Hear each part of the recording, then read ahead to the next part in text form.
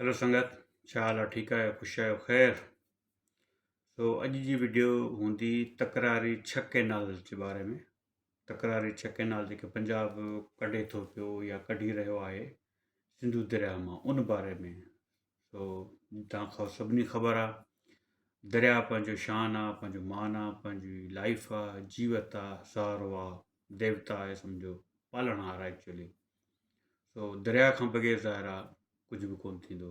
दरिया ते धाड़ो लॻो, पाणी जो वहुकिरो घटि थियो, ज़मीनूं गैराबाद थींदियूं, लखे न बल्कि किरोड़े माण्हू ज़ाहिर आहे मुतासिर थींदा। इन में कोई शक ई न आहे, इन में का ॿी राय आहे ई कोन। मां चयो उन हवाले सां तव्हांखे थोरो गाइड कयूं, रहनुमाई कयूं, ठीकु आहे। थोरो इहो सिस्टम सम्झण जी ज़रूरत आहे त इहो मसइलो आहे छा, किथां वाह निकिरनि था पिया, छो था निकिरनि था, ऐं कीअं इलाइक़ा मुतासिर थींदा। पाण शुरूआति कयूं था कच्छी कैनाल खां, जेको प्रपोज़्ड कैनाल आहे, जेको ऑलरेडी जेको आहे निकितल आहे या ठहियलु आहे। किथां ठहियलु आहे? तौनसा बिराज मां निकिरे थो पियो ऐं डेरा गाज़ी ख़ान ऐं राजनपुर ज़िलो क्रॉस करे बलूचिस्तान में एंट्री करे थो, ऐं बेसिकली बलूचिस्तान जा जेके उभरंदा इलाइक़ा आहिनि उन्हनि खे आबाद करण जे लाइ जोड़ियो वियो आहे। इन जे लाइ बहानो इहो कयो वियो आहे त छो जो बलूचिस्तान जेको आहे पंहिंजे हिसे जो 14% पाणी जेको आहे उहो यूज़ नथो करे सघे पियो, छो जो उन वटि एतिरो इंफ्रास्ट्रक्चर कोन्हे। उन करे उनखे पाणी ॾियणु खपे ऐं पटफीडर खां मथे वारी जेका ज़मीन आहे उहा आबाद थींदी। मुशरफ ज़माने में ठहियो हुयो, पोइ वरी कमु उन ते प्रॉपर या पूरो न थी सघियो आहे, ऐं कैनाल आबादी जे लाइ पाणी हिन वक़्तु कोन थो खणे पियो। सिर्फ़ु गुज़िरियल नवंबर या दिसंबर जे शुरू में कुझु 500 खां 1000 क्यूसेक पाणी टेस्ट बुनियाद ते खयो वियो आहे, ऐं ज़ाहिर आहे उहो जॾहिं बि ऑपरेशनल थियो त ज़ाहिर आहे उहो मजमूई पाणी तौनसा वटां खयो वेंदो ऐं सिंध मुतासिर थी वेंदी, छो जो सिंध में अॻे ई पाणी घटि हूंदो आहे सियारे जे मौसम में। हिकु त इहा थी वियो। उनखां पोइ जेको ॿियो कैनाल आहे उहो आहे चश्मा राइट बैंक कैनाल। चश्मा बिराज तां ॿ कैनाल निकिरंदा आहिनि, हिकिड़ो खॿे पासे जंहिंखे चश्मा झेलम लिंक कैनाल चइबो आहे, ॿियो सॼे पासे। हाणे सॼे पासे वारो जेको आहे चश्मा राइट कैनाल, उहो बेसिकली डेरा इस्माइल ख़ान जेको ज़िलो आहे KPK जो ऐं डेरा गाज़ी ख़ान ज़िले खे आबाद कंदो आहे, पर उनखे एक्सटेंड कयो थो वञे, उनजी रेंज या उनजो पाणी वधायो थो वञे, जीअं डेरा गाज़ी ख़ान जा इलाइक़ा वधीक आबाद थी सघनि। ऐं उते ज़ाहिर कंहिंखे ज़मीन ॾिनल आहिनि, तव्हां ख़बर आहे कंपनी सरकार आहे, उहा पंहिंजी ज़मीनूं आबाद करण जे लाइ उतां बि हिकु ॿियो वाह कढण जे चकर में, ॿियो वाह न बल्कि उन वाह खे एक्सटेंड थी करे पई। जेको टियों वाह आहे उहो बेसिकली जेको चश्मा झेलम लिंक कैनाल आहे, जेको सिंधु जे पाणी खे झेलम दरिया सां लिंक कंदो आहे, ठीकु आहे न।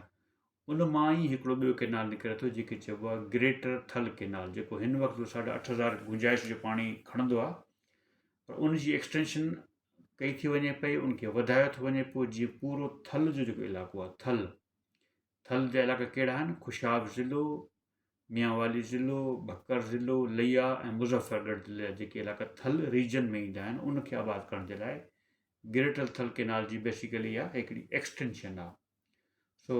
इनखे जेकॾहिं ॿारहों ई वाहियो वियो या सॼो साल पाणी खयो वियो त किथां खयो वेंदो? ज़ाहिर सिंधु मां खयो वेंदो ऐं सिंध जो हिसो मुतासिर थींदो। अॻियां जेके ॿ कैनाल आहिनि उहे आहिनि, हिकिड़ो आहे थर कैनाल, ॿियो आहे रेणी कैनाल, जेके ॿई सिंध में प्रपोज़्ड आहिनि। हाणे जेको रेणी कैनाल आहे उहो नाले में ठहियलु आहे ऐं घोटकी ऐं सखर ऐं खैरपुर जे कुझु थर वारा इलाइक़नि खे पाणी ॾींदो आहे। उहो को प्रॉपरली ऑपरेशनल कोन्हे ऐं ॿोॾि में बि शायदि उनखे न वाहींदा आहिनि, माना मजमूई तौर ते बंदि पिया। मुशरफ जा इहे प्रोजेक्ट हुआ, जीअं मथे तव्हांखे ॿुधायो, कच्छी कैनाल बि ऐं रेणी कैनाल बि, पर इहे ऑपरेशनल कोन्हनि, पाणी न खणंदा आहिनि। ऐं ज़ाहिर आहे एक्चुअल जेको ज़रूरत हुई न सिंध खे, उहो हुयो थर कैनाल जी। थर कैनाल बेसिकली गुडू पिराज खां निकिरी करे सिंध जे सॼो उभरंदो हिसो कवर करे थरपारकर ज़िले ताईं वञिणो हुयो, यानी कि कहिड़ा ज़िला जेके थर में अचनि था पिया उभरंदे, ओभारियों पासो मतिलबु घोटकी ज़िले जो थर, सखर, खैरपुर, नवाबशाह, सांगढ़, उमरकोट, मीरपुखास ऐं वीदे थरपारकर ताईं। हाणे इहो हिकिड़ो कैनाल त माना नाले में त सुठो लॻे थो, पर इन ते ख़र्चु ईंदो ऐं मालिकनि जी नियत का अहिड़ी कोन्हे जेको सिंध खे कैनाल वहाए ॾींदा। इहो हिकिड़ो लालीपॉप आहे सम्झो, त इन बहाने कुझु ॿियो कयो वेंदो। पर आइडियली उसूली तौर ते जेकॾहिं इहो कैनाल ठहे थो, उन मां सिंध खे या सिंध जे उभरंदे इलाइक़े खे फ़ाइदो ई थींदो। सो लॻे नथो त को एतिरा अरबियूं रुपया ख़र्च करे इहो लॉलीपॉप पूरो कयो वेंदो ऐं सिंध खे केनाल कढी कोन ॾिनो वेंदो। मुंहिंजी ॻाल्हि में ईअं न थींदो, न आहे थियणो। जो असुलु मसइलो आहे या असुलु जेको फॾो आहे, तव्हां ख़बर आहे त पंजाब जा जेके 3 ज़िला आहिनि, रहीमयार ख़ान, बहावलपुर ऐं भावनगर, जेको बेसिकली चोलिस्तान सॾिबो आहे, यानी कि जीअं सिंध जे थर खे पाण थर चवंदा आहियूं या अछड़ो थर चवंदा आहियूं, त पंजाब जे ॾखणे उभरंदे हिसे खे जेको थर टच करे थो उनखे चोलिस्तान चइबो आहे। चोलिस्तान मजमूई तौर ते गैराबाद इलाइक़ो आहे, वॾियूं वॾियूं भिटूं आहिनि, को आबादी लाइक़ु ज़मीन बि कोन्हे को, पर छो जो कंपनी सरकार खे इहा ज़मीन अलाट थी आहे, सो उन बहाने उन्हनि प्रपोज़ कयो आहे त सतलुज दरिया मां वाह कढी करे इनखे आबाद कयो वञे। हाणे सतलुज दरिया पाकिस्तान या पंजाब खपाए चुको आहे 1960 में सिंध तासरिथा मुआदे तहत। सतलुज जो सॼो जेको दरिया आहे उहो इंडिया जे हिन वक़्तु कंट्रोल में आहे। सिर्फ़ु फ्लड जी मुद में, ॿोॾि जी मुद में कुझु पाणी जेको आहे उहो ईंदो आहे, अदरवाइज़ उहो बंदि हूंदो आहे। मजमूई तौर ते उनमें को पाणी न हूंदो आहे। पर जीअं त वनयुट जे ज़माने में जेके प्रोजेक्ट्स ठहिया हुआ उहे बेसिकली पंजाब खे सपोर्ट कनि पिया। सो उन ज़माने में ई लिंक केनाल्स जो हिकिड़ो ॼार विछायो वियो हो, जंहिं ज़रिए सिंधु दरिया जो पाणी झेलम में, झेलम जो पाणी रावी में, चिनाब में, चिनाब जो पाणी रावी में, रावी जो पाणी सतलुज में ट्रांसफ़र कयो वेंदो आहे। त ज़ाहिर आहे जॾहिं कंपनी सरकार खे ज़मीन अलाट थींदी, केनाल बि ठहंदो, त ज़ाहिर उहे कोन चवंदा हुआ पाणी कोन्हे तंहिं करे छॾियो। उहो पाणी कीअं बि करे खणंदा, किथां खणंदा? पंजाब में पाणी जी दरियाहनि जी सूरत हाल कोई एॾी भली कोन्हे का। रावी दरिया में पाणी कोन्हे हूंदो, उन जी कमांड एरिया खे लिंक केनाल ज़रिए आबाद कयो वेंदो आहे। सतलुज दरिया में पाणी कोन्हे हूंदो, उन जी कमांड खे बि लिंक केनाल ज़रिए आबाद कयो वेंदो आहे। जेको झेलम जो पाणी आहे या चिनाब जो पंहिंजो पाणी आहे, उहो इनफ आहे सिर्फ़ु पंजाब जा जेके दुआबे जा इलाइक़ा आहिनि या जेके नहरी ॿनी चइबो आहे, नहरी ज़मीन चइबो आहे, उनजे लाइ काफ़ी आहे। एडिशनल ज़मीन जेके तव्हां आबाद करणु चाहियो त तव्हांखे पोइ जुगाड़ करिणो पवंदो, चोरी करणी पवंदी, ॿ नंबरी करणी पवंदी। सो उन ॿ नंबरी जो तरीक़ो छा आहे त सभ खां पहिरियों चश्मा झेलम लिंक केनाल जंहिंजी गुंजाइश 21,000 क्यूसेक आहे, यानी कि नारे केनाल खां बि वॾो केनाल आहे, रोडी केनाल खां बि वॾो केनाल आहे। सो उहो हमेशह या पूरो साल फुल जेकॾहिं वहे थो पियो त उहो सॼो पाणी ईंदो झेलम में, झेलम मां उहो सॼो पाणी ट्रांसफ़र थींदो ॿिए लिंक केनाल ज़रिए चुनाब में, चुनाब मां रावी में, ऐं रावी मां आख़िरकार उहो सलेमान की बैराज जेको सतलुज दरिया ते ठहियलु आहे, उते वञी उहो पाणी पहुचंदो।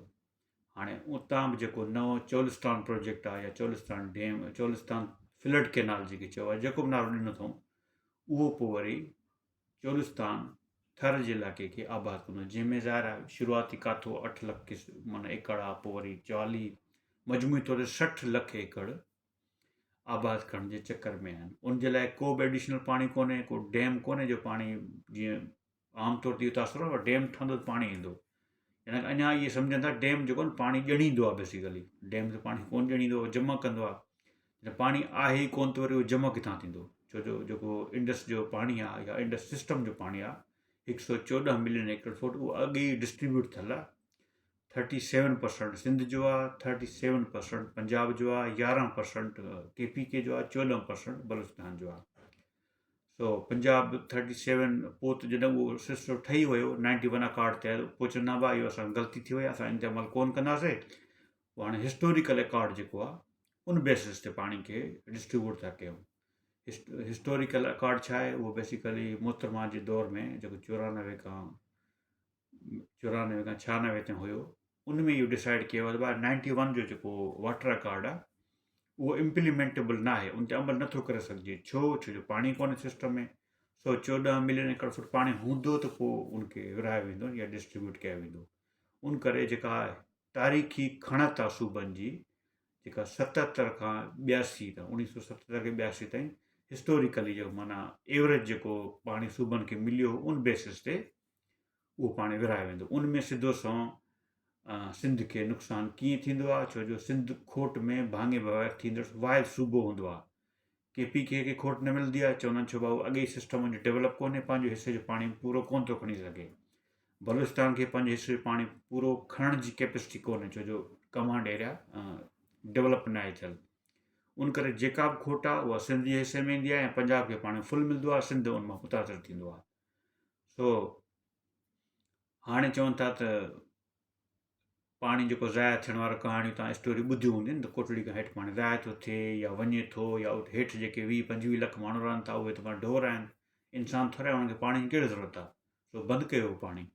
उहो पाणी जेको मजमूई तौर ते जुलाई अगस्त में तक़रीबन मां डिपेंड करे थो अवेलेबिलिटी ऑफ वाटर ते या फ्लड सिचुएशन ते, हर साल न हूंदो आहे, कॾहिं कॾहिं पाणी सुठो वेंदो आहे, कॾहिं कॾहिं न बि वेंदो आहे, जंहिंसां मजमूई तौर ते डेल्टा तबाह पियो थिए, तव्हांखे सभिनी ख़बर आहे।